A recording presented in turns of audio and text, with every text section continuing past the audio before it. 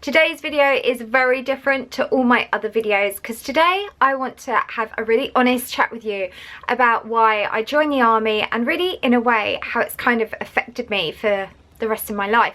So first of all, when I was at school growing up, I had a zero confidence. I mean, literally no confidence at all. I struggled with my weight. I was also, I wouldn't do any sports just because I didn't have the confidence. And even though I come from the most incredible close family, it was at school, which was where I struggled, you know, with bullying, and it's amazing how much it knocks your confidence. And now as an older woman who's stronger, like, I wouldn't let it affect me, but in those days it did. So going through school, I really felt that I was kind of like holding back from the person that I knew I could be, and it was like I had this vision that I knew one day I could be really strong and confident, but it was like I had to just break out of this person that I was at the time. So I then left school and I went to college, and I very much at the time wanted to also do nursing. Like, I love helping people. The ironic thing is now I'm terrified of blood, so I would have been an awful nurse. And I remember coming back one day, probably I think I was about 18, and saying to my parents, and my dad is a well-known incredible folk singer, my mum is the most talented artist, so they are far from your typical army kind of background parents. And I remember just saying to them, I've decided what I'm going to do. I'm going to go and join the army. And I will never to this day forget their faces, like the look of shock on their face. And I think for me, the reason why I wanted to go and do it is I wanted to prove to myself that I could do this. And it was like, and I knew it was going to be tough, I knew it was going to be hard, I knew I was going to majorly have to jump out of my comfort zone. So anyway, so I went and did all my tests and I passed them all, and then I can remember, like, I had to wait about 3 or 4 months, I think it was, before I joined. And I used to then make myself every morning get up at 5:30 in the morning, put my hair up in a bun, because you were allowed to have long hair, but it meant that you'd have to be able to kind of like put it up in a bun really quickly, and then I would take myself out for a quick run. So I was starting to already get myself prepared for joining the army. And I remember on the actual day where I had to then be at Aldershot, and I remember packing my little wheelie suitcase, and I had on my long flowery dress, double barrel surname, long hair, and I remember catching this train. So if you're in the UK, you'll know, like, I live in the southeast of England, so I caught the train to Aldershot, and I got off at the platform and there was no one else there, and then there was a train that came in from the north, then literally from the north of England. Then off the train got probably about 30 girls, all with like tattoos, nothing wrong with tattoos, but lots of tattoos, kind of shaved hair. And I just thought, oh my goodness, what have I done? I am so terrified. And these girls were all joining the army like I was. So we all got on this bus and off we went to the first day of joining the army.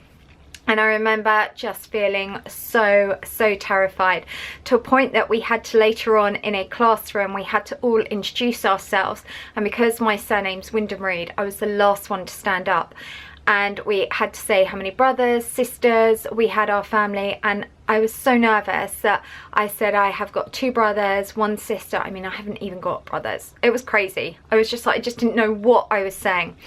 But anyway, I stuck with it. We did 12 weeks of basic training, and I think what was really good is in those 12 weeks you are not allowed to leave. So if you wanted to give up, you kind of can't, which I think is such a good thing, which is something I've really learned in life. Because, you know, sometimes when the going gets hard, we just want to run away. And there were so many times within those 12 weeks I could have just run away and given up. But because you can't, you have to stay there. And then that's when you realise actually what you can achieve. And there was one funny thing, because I think about halfway into it I was missing my family so much. I just wanted to run home, and of course you can't. And one of the other girls had said to me, said, actually there is one way, or you can get out on medical discharge. And that is just to say that your hearing has been really affected. So I remember booking in an appointment with the doctor the following morning, and I'd gone in and I said to her that when we were on the drill square doing the drill and they were like calling out left turn, right turn, I was really struggling to hear. So I was really kind of suffering with my hearing, and I felt it was really affecting me. And she then said to me, "So how long has this been going on?" And she whispered it, and I answered straight away. And she said, "There is nothing wrong with your hearing. Everyone tries to pull that one." So I got told off and sent out. But I think for me, the point was, it was like being put in a situation where you don't have a choice, you have to stick at it, is where you see yourself grow. That is definitely where I grew. And I spent 5 years in the army. I made the most incredible friends, and this is where I've learned to never ever judge anyone. Never judge anyone by their colour, their background.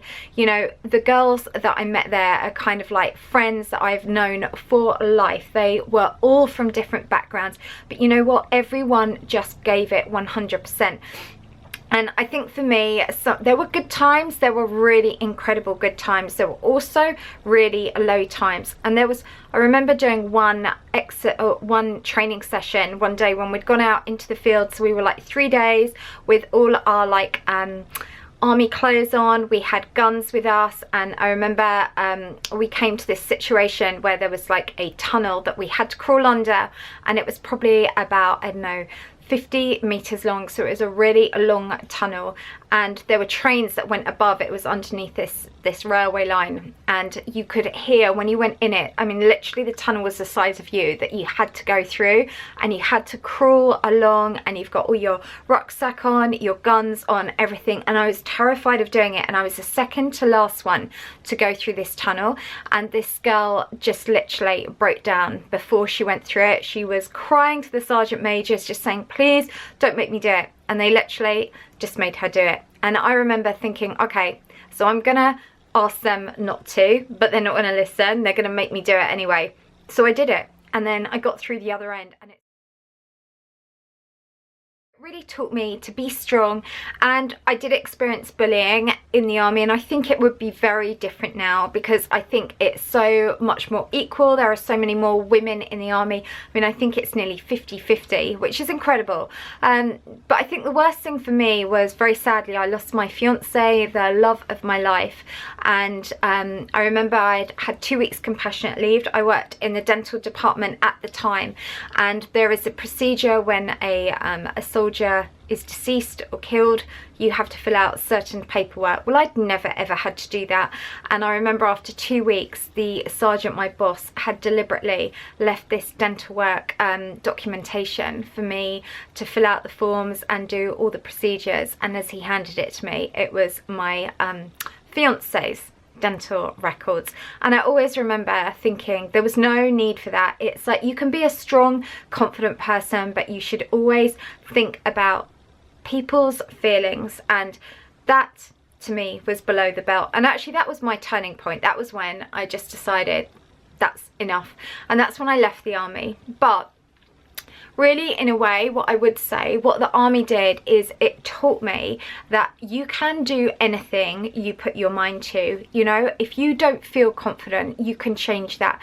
If you've been bullied, you can change that. You have to just not let those people in your life. And so for me, I was in there for 5 years. I learnt to run. I learnt to be confident.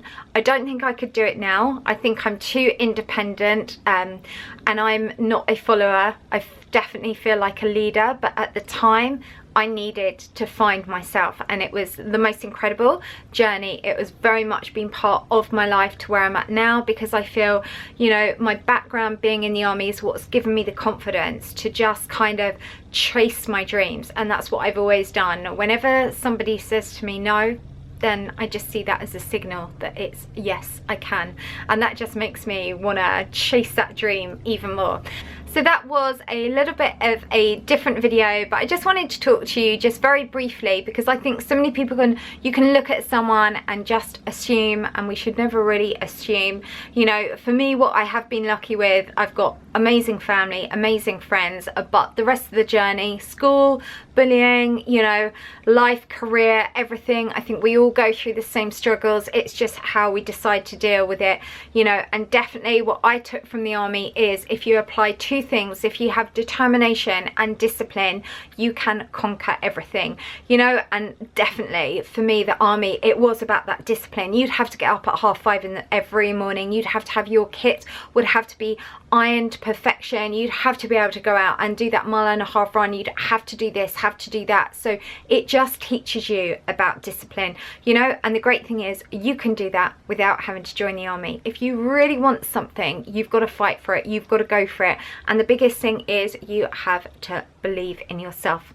So there we are. So this video was from Corporal Wyndham-Read, part now of Lucy Squad. So if you like this video, please give it a thumbs up. If you're not already, definitely subscribe.